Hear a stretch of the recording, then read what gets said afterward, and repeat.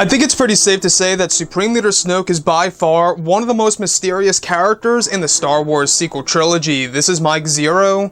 If you guys are new to the channel, do make sure to subscribe to see future Star Wars content. Now, I will say that Snoke as a character really grew on me in both The Force Awakens and in The Last Jedi, and personally I was rather let down when they decided to kill him off so early on in the sequel trilogy, where he was split into two, very much like Darth Maul. Now, we do know that J.J. Abrams is back for Episode 9, and he will be delivering tons of twists and turns in this movie. Now, it has been said before in the past that we are really in for a treat when it comes to Episode 9, that a lot of revelations will be thrown our way, and we will actually be looking back at the sequel trilogy in a different way. Our perception of the trilogy will change after witnessing Episode 9. Now, these past couple of weeks or so, we've been learning a whole lot more about this film when it comes to some of the set leaks, the set designs, the concept art and storyboard descriptions, etc.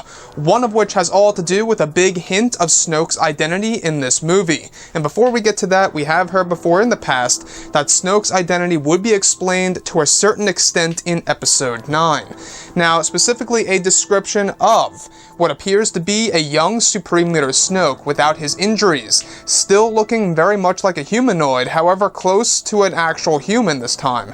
He is wearing a black cloak with black gloves. It's described that dialogue of Leia is audible, however not in the scene, visually speaking. Snoke appears to be in some kind of political conference room, standing and looming in the shadows, watching all of the politicians. This is likely the Galactic Senate of the New Republic. This could suggest that Snoke was once a politician and a member of the Galactic Senate itself. The last goes over Snoke now in what appears to be a Sith cave, likely the one on Mustafar, opening a large wooden box full of Sith relics. So I really wanted to jump in on this and really get into this a whole lot more, because a lot of people have been questioning about the character of Supreme Leader Snoke. Now, the reason as to why this character just fascinates me so much is because the amount of mystery behind this character. Now, yes, we will be learning a lot of new details about the character in, of course, late 2019, when the Age of Resistance comic line drops for a whole entire issue dedicated to Snoke himself, ironically dropping just 1 month before the release of Episode 9. Now, with Episode 9, we do know that J.J. Abrams introduced the character of Snoke to the fans, and it would only seem proper to do so by revealing more about the character in Episode 9 and kind of giving us an overall idea of his identity in this movie. So the reason as to why I really want to get into this is because Snoke right now seems as though his identity seems to be in or around the lines of a politician or a member of the Galactic Senate of the New Republic. Now, the reason as to why I bring this up is if you guys actually read the Bloodline novel by Claudia Gray, I believe that his injuries could very well now be connected to the napkin bombing. Now, I don't know if you guys are familiar with this. If you guys haven't read the book, let me fill you in really quick here.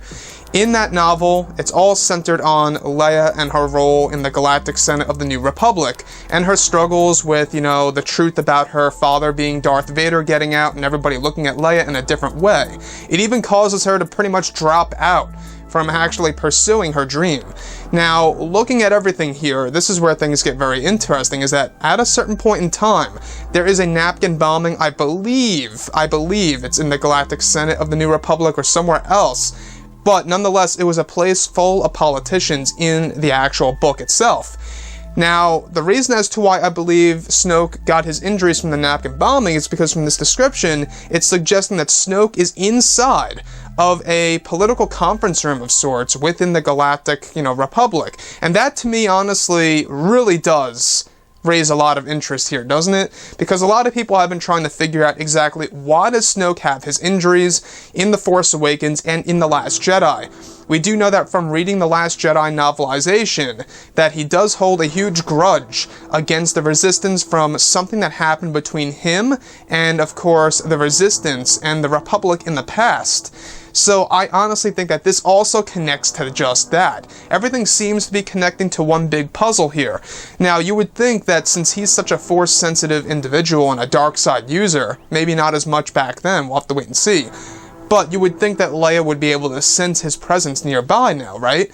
So with that being said, If we think about it this way, if we think about Snoke getting his injuries from that huge and terrible incident over at the Galactic Senate of the New Republic, I think it would be the perfect way to not only tie in the novels into Episode 9, which we actually, by the way, have been hearing, is that not only is J.J. Abrams tying this movie into Episode 8 and 7 and all the other films, 6, 5, 4, you know, the whole prequels, the originals, everything.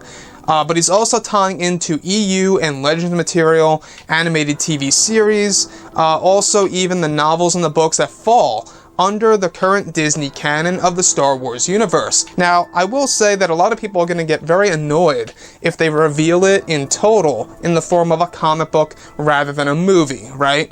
And I think that's what's going to happen because obviously this movie, Episode 9, is very crowded as of right now. There's a lot of new characters and there's a lot to tell in one film itself. Another reason why I believe that this movie should be split into 2 parts. Anyways, guys, drop a comment below. Let me know what you think about all of this in the comments. And if you guys did enjoy the content for today, do make sure to drop a thumbs up on this video to support the channel. I thank you all so very much for the kind support, and I'll catch you guys next time.